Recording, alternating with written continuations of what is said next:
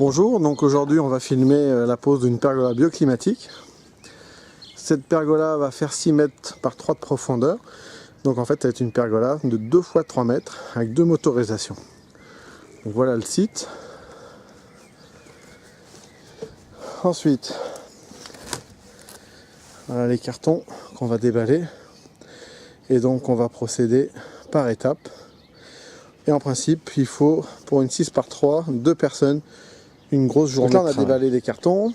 Il y a les cartons avec des lames. Donc ça on va y garder pour la fin.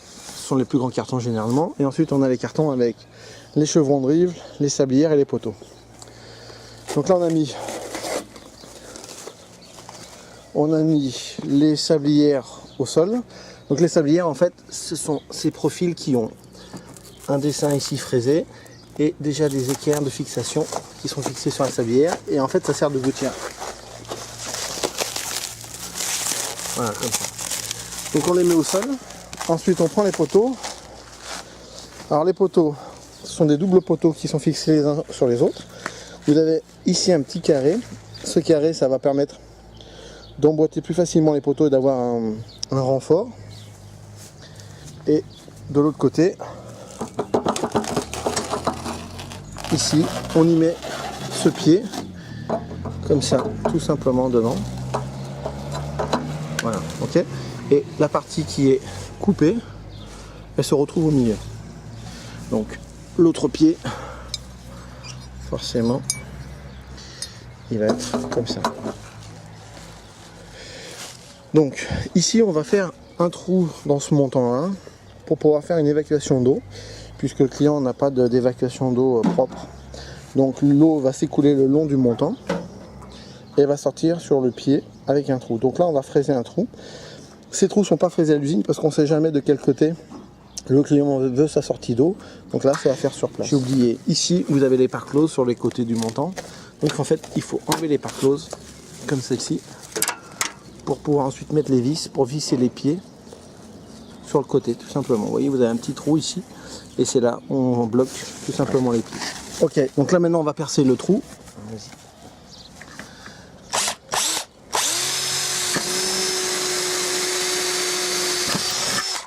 Et donc là maintenant on va percer un peu plus gros avec une case à étage. Alors le trou en fait on le fait toujours dans le montant parce que vous voyez qu'il y a un double montant. Ce trou on le fait toujours du côté où il n'y a pas ce carré, hein, puisqu'en fait l'eau va s'évacuer par ici. Et vous verrez que dans la sablière, donc la gouttière, on a déjà un orifice qui est prévu pour que l'eau s'écoule ici. Donc là, du coup, on ne se trompe pas, on fait bien le trou d'évacuation de ce côté-là.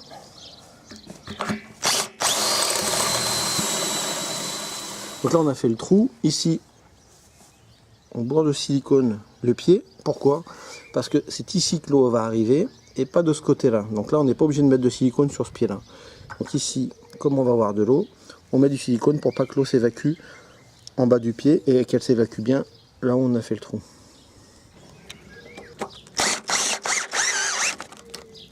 Ok, donc là on voit bien le silicone un peu de partout qui déborde. Et ici il n'y en a pas, c'est normal. Alors, encore une fois avec ce trou, faites attention, quand vous percez le trou, de bien vérifier que le poteau va être mis au bon endroit et que le trou sort au bon endroit.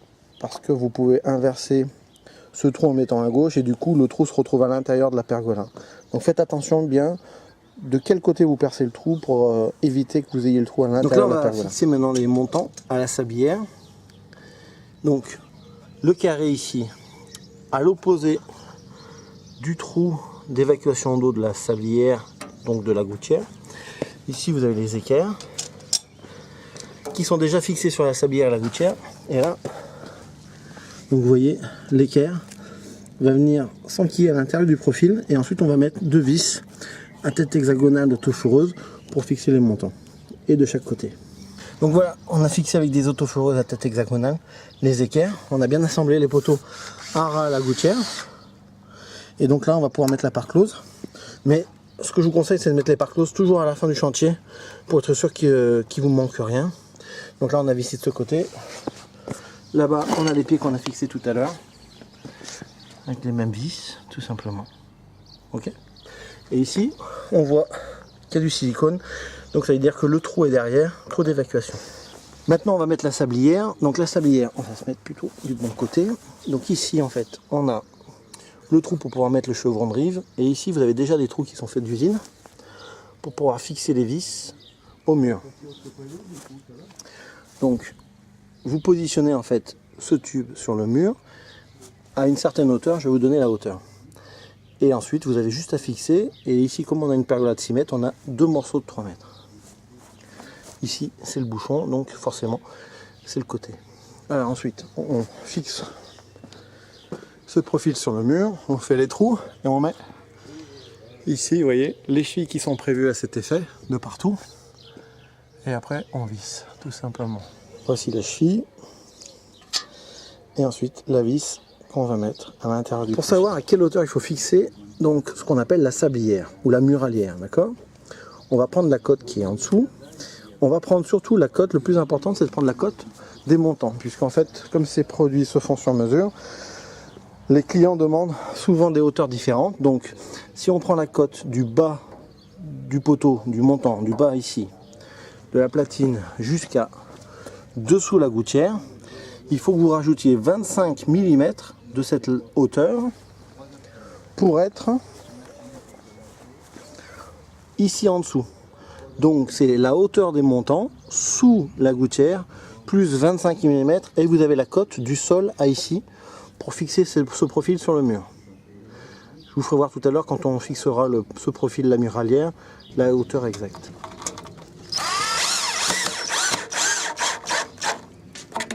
Voilà. Et on fait les trous comme ça sur tout le long de la muralière.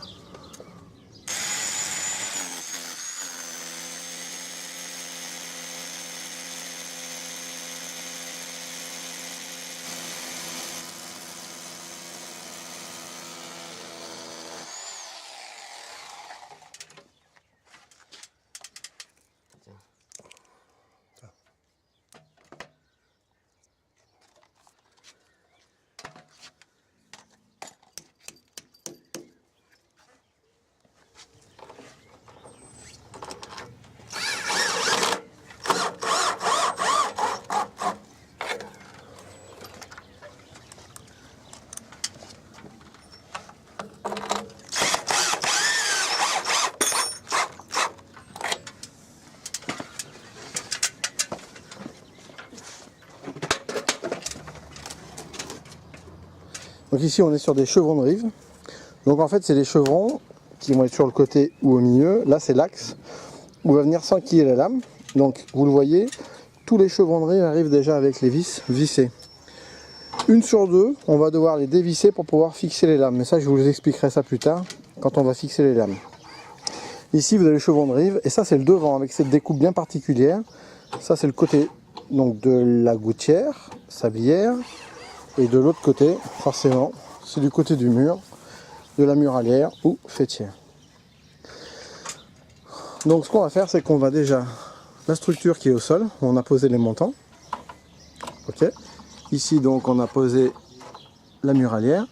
On va lever tout simplement la structure de devant. Et ensuite on va commencer à mettre ces chevrons de rive au milieu. Donc dans ces trous là en fait, pourquoi ? Parce que comme ils vont être côte à côte, comme ça,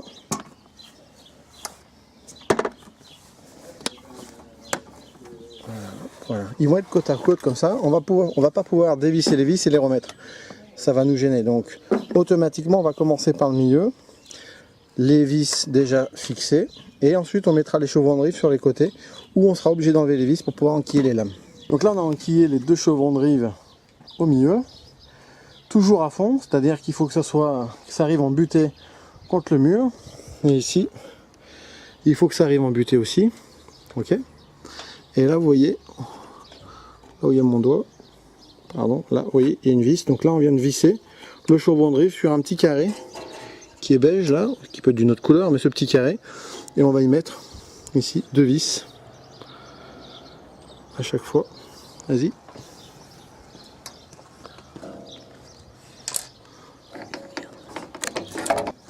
Et là on visse la dernière.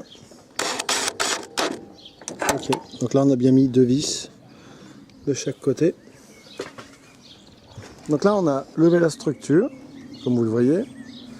On a mis les tubes, la muralière, le profil qui est sur le mur.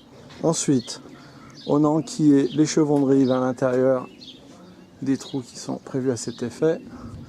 Là, on a renquillé. On a fixé les vis par-dessus. Ici, par-dessous. Ok. Voilà. Ici, les tétons, les vis pour les lames sont bien déjà mises en place. Et donc, on va faire maintenant la même chose ici de ce côté. On va mettre le chevron de rive à l'intérieur qui va être embuté contre le mur, contre le profil au fond. Ici, toujours le chevron de rive qui va de l'autre côté. On va visser par-dessus, devant, et par-dessous, derrière. Donc ça a été assez rapide, hein. Il y a juste à enquiller les chevrons de rive derrière, devant, donc une vis derrière, deux vis devant. Okay. Et ensuite, maintenant, on va essayer d'aligner les poteaux, les montants. Et on va fixer les montants, ou les poteaux. Donc là, on fait les joints silicone avant de mettre les lames, c'est plus pratique. Donc là, on bouge bien ici pour pas que l'eau aille sur la muralière. Et ensuite on fait un joint de finition tout autour.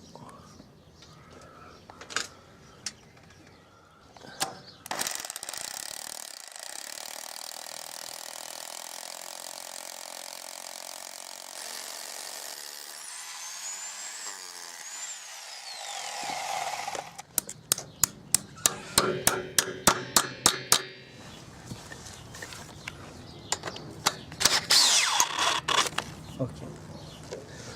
Et on fait la même chose pour tous les pieds. Bien sûr, d'abord mettre tous les pieds à niveau avant de fixer les plaques. On a fait donc tous les silicones à l'arrière. Ici, donc là c'est les silicones là au-dessus pour pas que l'eau puisse s'infiltrer dans le profil de derrière. Voilà, comme ça. Et là ensuite on a fait un joint silicone avec un joint translucide tout le long pour pas que l'eau s'infiltre par derrière le profil. Et pareil sur le devant, on a fait un silicone de plan. Il faut qu'on mette du silicone aussi sur le bouchon, là, pour pas que l'eau sorte sur les côtés. Vous mettez bien du silicone sur tous les vis. En principe d'usine c'est fait. Et ici vous voyez c'est l'évacuation de l'eau. Donc vous avez un pas fileté en dessous qui va dans le montant et c'est là où vous pouvez raccorder en fait ce que vous voulez pour pouvoir faire sortir votre eau comme vous le souhaitez ou par du tuyau PVC ou par d'autres choses. Voilà. Donc en fait cette pergola elle fonctionne par débordement, c'est-à-dire qu'en fait il n'y a pas de pente, le chevron de rive est parfaitement à plat et en fait c'est en fonction du niveau d'eau qui remonte. Ça passe d'un trou à un autre, du chevron de rive à la gouttière, et ça va directement ensuite dans le trou. Maintenant on va mettre là, ici un plat qui va donc déborder du profil muralière, tout simplement pour venir coiffer la dernière lame. Donc là on met le plat et on va le visser ici au bord tout simplement. On met du silicone au-dessus pour être sûr que ça soit étanche et que l'eau ne s'infiltre pas entre le plat et la muralière. Voilà, on a mis le plat vite dessous. Et donc du coup maintenant on va mettre la lame. On a mis aussi la lame de ce côté là. Et ensuite on va faire les lames sur toute la structure. Alors là, on va mettre une lame, donc là on va enquiller la lame directement dans la vis qui est toute prête par le trou. Tout simplement. Donc là elle est enquillée et de l'autre côté on y met le téton directement. Voilà. Et ensuite on met la vis dans l'autre sens, comme ça. Voilà, donc là du coup la lame elle est bien mise, ici elle pivote, elle est mise de l'autre côté, vas-y descends là, voilà. Donc, et là maintenant on fait toutes les lames une par une, comme ça, c'est assez simple à poser, il faut être deux, on peut pas les poser. Maintenant on va mettre le tube, donc ce tube c'est pour aligner les lames et surtout aussi c'est le support du moteur. Donc là vous avez chaque lame a une petite patte avec une oreillette comme ça, et en fait on y met cette vis dans le trou de l'oreillette ici, et cette vis vient se visser sur des inserts qu'il y a dans ce tube carré, et en fait ça permet d'aligner toutes les lames et ça va être le support du moteur, et ça on le fait aussi bien d'un côté que de l'autre, tout simplement. C'est très simple à faire, C'est juste 2 minutes pour visser toutes les vis. Voilà le tube en question, donc les trous vont vers le bas et la fameuse vis vient ici tout simplement et vient prendre l'oreillette de la lame. Donc là pour mettre les lames au centre, hein, donc c'est une pergola de 6 mètres, donc ici vous avez des chevrons au milieu. N'oubliez pas que quand vous mettez donc la deuxième partie de lame, de mettre les lames et en même temps le tube carré, parce que c'est plus difficile à mettre le tube carré quand vous avez mis toutes les lames, parce qu'il faut passer par-dessus. Donc c'est mieux de le faire au fur et à mesure. Vous enquillez les lames et vous mettez la vis sur l'oreillette de la lame, en même temps que vous avancez, comme ça. Donc on arrive à l'automatisation de la pergola climatique. Donc je vais ouvrir le carton. Vous avez ici la motorisation, des vis de fixation sur les chevrons de rive, les pattes de fixation du moteur, il y a 2 pièces dedans, la notice de pose de la motorisation et la boîte avec la carte électronique. À l'intérieur du boîtier, donc la notice de la carte électronique, une télécommande, donc là il y en a 2 parce qu'on a 2 automatismes dans cette pergola 6x3, la carte électronique, le transformateur, et on va fixer la boîte. Ici vous avez l'automatisme avec plusieurs fils, donc on va pas se servir de tous les fils, on va se servir uniquement du bleu et du marron. Donc là je viens de fixer la boîte, donc là j'ai mis 4 vis, que j'ai percé la boîte avant, j'ai mis des vis, les chevilles, la carte électronique est là, donc ici vous avez le fusible, l'alimentation transformateur, ok, les deep switch ici. Ici c'est une sortie 24 volts, l'antenne radio pour la programmation de la télécommande et la radiofréquence de la télécommande. Ici vous avez les borniers et donc on va brancher le marron et le bleu sur les 2 bornes qui sont ici, complètement à gauche, à côté des LED. Vous avez ici les LED, d'accord, la borne gauche, donc les 2 bornes à côté des LED, le marron et le bleu, avec ce petit connecteur ici. Comme ça. On va fixer la patte de fixation du moteur, on peut la placer où on veut sur le chevronnerie. En fait, il faut déjà pré-percer.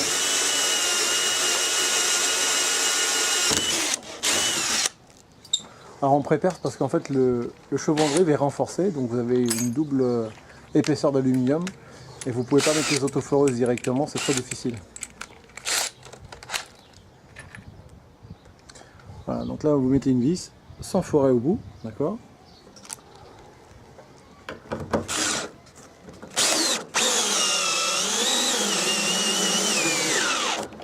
Voilà, et là en fait vous avez 2 points de fixation en dessous, un point de fixation ici, un autre ici derrière qu'on va mettre, ok. Et ensuite on mettra la même pièce de l'autre côté, au-dessus. Donc là on l'a déjà fait, donc là on a bien mis la patte de fixation.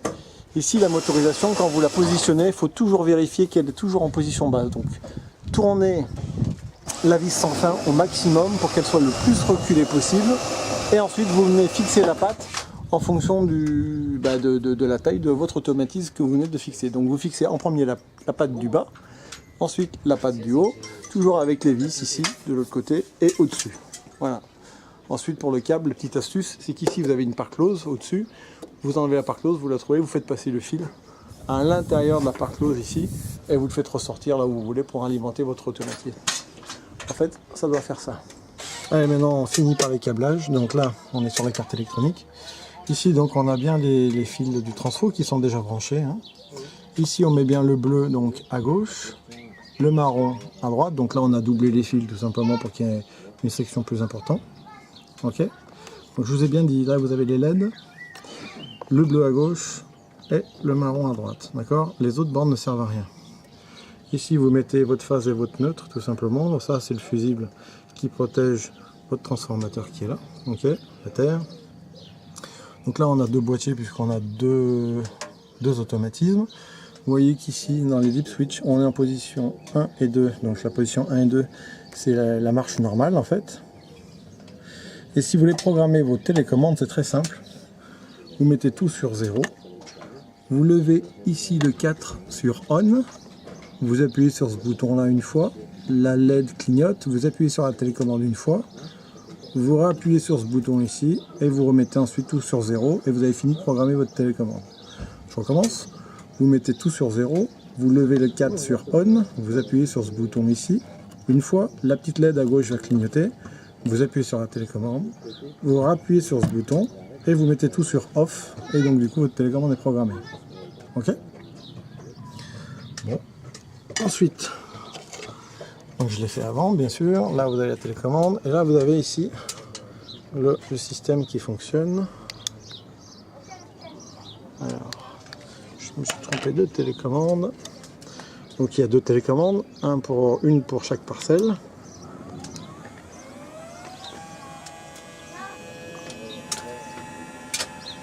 Voilà.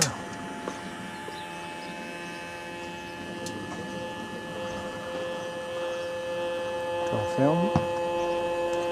Je vous répète, l'automatisme a une fin de course de fermeture et une fin de course d'ouverture. Il a une décélération du moteur quand il arrive en fin de course de fermeture et en fin de course d'ouverture. Donc là je rappuie encore une fois sur la télécommande pour l'ouvrir.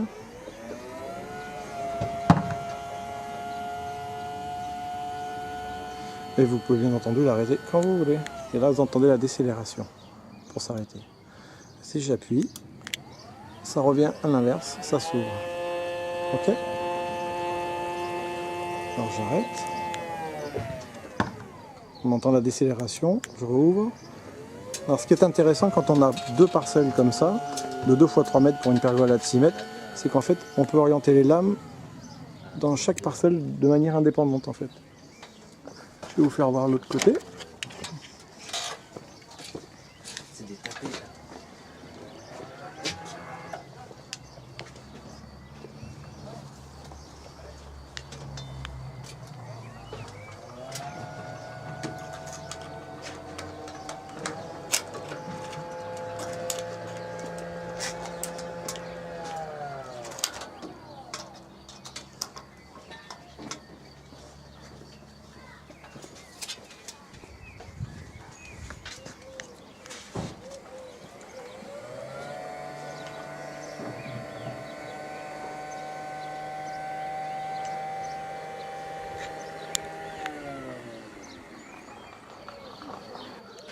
Voilà, la journée est finie.